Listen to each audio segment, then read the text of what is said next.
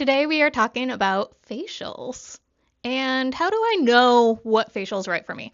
Sometimes we'd like to go and get a consultation, but that just doesn't work into our schedule. So, starting out, how do I figure out what type of skin I have so when I'm looking at a company's facial options, I choose the right one for myself? There's a couple different ways that you can check that for yourself. One of them is by looking at your pore size.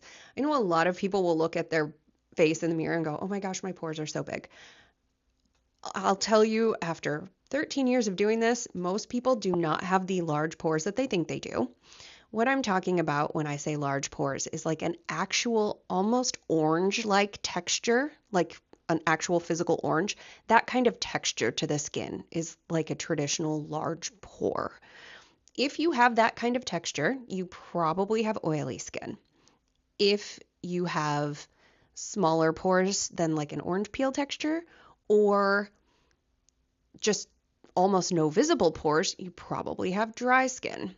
If you have a combination of those two things, say you have kind of that texture on the T-zone, or even some people it's on their cheeks, but then the other part of your face is more of the no texture or a mild texture, you're probably a combination. Then the alternative way to figure that out is to wash your face with a gentle cleanser and don't put anything else on. Just wash your face, rinse it, dry it. About half an hour to an hour, hour and a half later, how does your skin feel? Let's give it an hour max, right?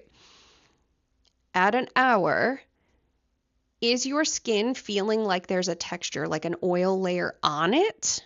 Or is it dry, tight, itchy, kind of firm feeling without having any sort of extra shine, oil, things like that?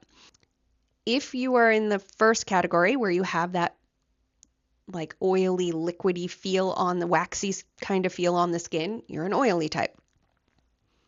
If you have nothing or you feel tight or itchy, you're a dry type. If you fall in the middle, parts of your face feel one way, parts feel the other, you're probably combination. All right, so me looking at my skin, I'm combination. I get oily through the T-zone, and I'm dry out on my cheeks, out on my like lower chin sometimes. What type of facials do you recommend someone start with? Like, again, if a spa has their types of skin recommended for different types of facials, that's great. But an AquaGlo, who would get an AquaGlo or a Hydrafacial, Hydradermabrasion? That is a great choice for almost everyone to start with. The only grouping that we typically would not recommend that for is going to be somebody who has active rosacea.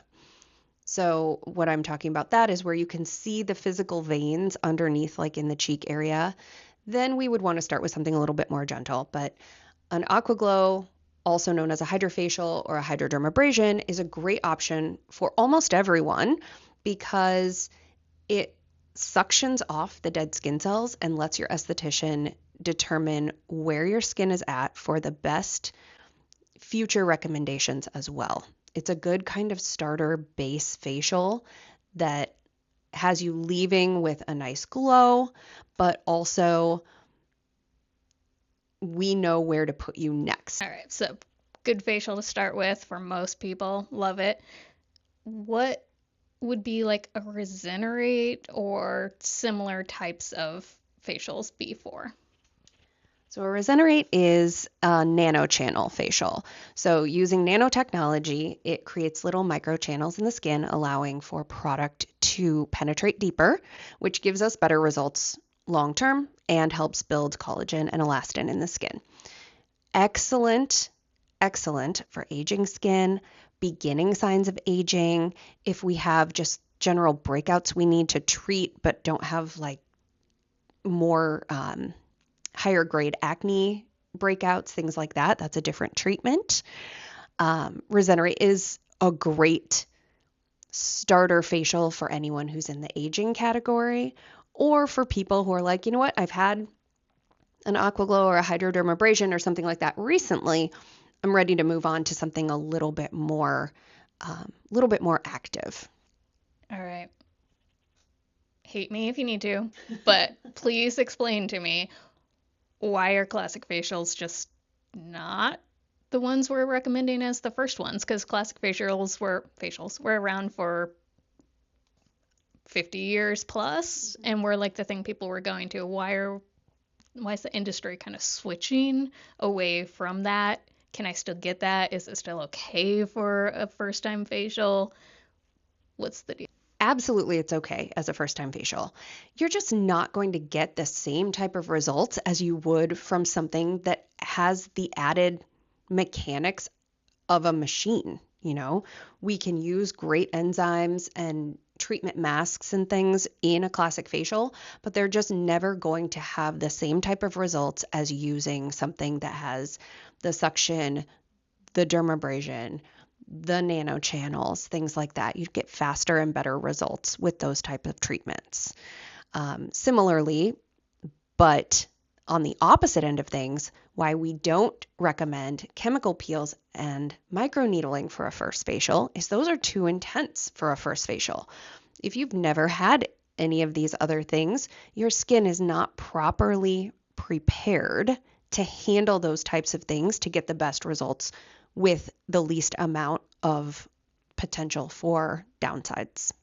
Okay, so if I was brand new, I know my skin type, you would say kind of in order, either an AquaGlo or Regenerate based on whether I'm aging or just kind of in a younger, fresher skin where I don't need a little bit of help with the anti-aging yet. Mm-hmm.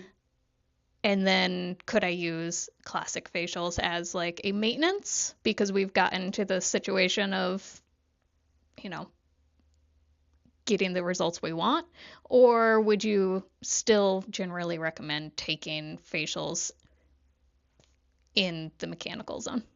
I generally recommend to everyone that we stay moving forward. So rather, like a classic facial is going to kind of keep us in a generally stagnant place. We're going to make a little bit of progress, but it's going to be nowhere near the amount of progress we can make with an AquaGlo or a Regenerate. An example would be if somebody does a microneedling, we might do an AquaGlo or a Regenerate for the next couple of months to keep them making progress, but not irritating their skin by doing, multiple microneedles in a row, essentially. But if somebody really just wants that classic facial, the full, we have a ghost.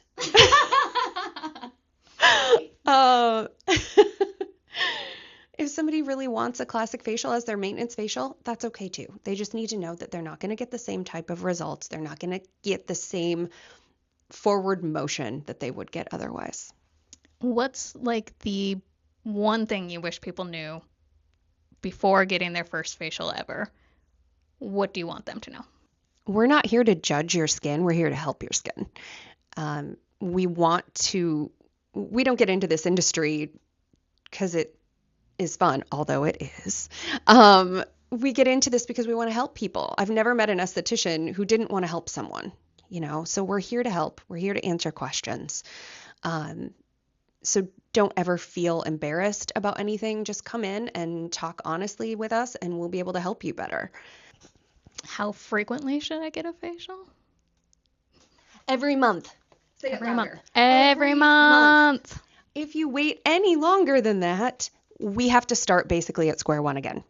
That's it. Unless your esthetician tells you specifically, we need to wait longer than this because we're doing a more intense treatment, it needs more healing time. If that has not been said, every month. The end. All right. Last question, worst question. Is there anything else you'd like anyone to know about facials? Everyone has skin. Everyone should get facials. That's all there is to it. In other parts of the world, facials are very much a part of people's health care because our skin is our largest organ. I can't say that we call it healthcare in the US because that could get me in trouble. Don't say that. But that's how it is viewed in other parts of the world, right? Here in the US, we look at it as a luxury, and it really shouldn't be. It is something that should be a part of your basic routine, that you take care of yourself by taking care of your skin. Thank you again for providing us with all the wonderful information that's stored in your head so we can download it onto the internet. You can find us at AmberBudd_Atelier on Instagram. You can find us on YouTube. Bye!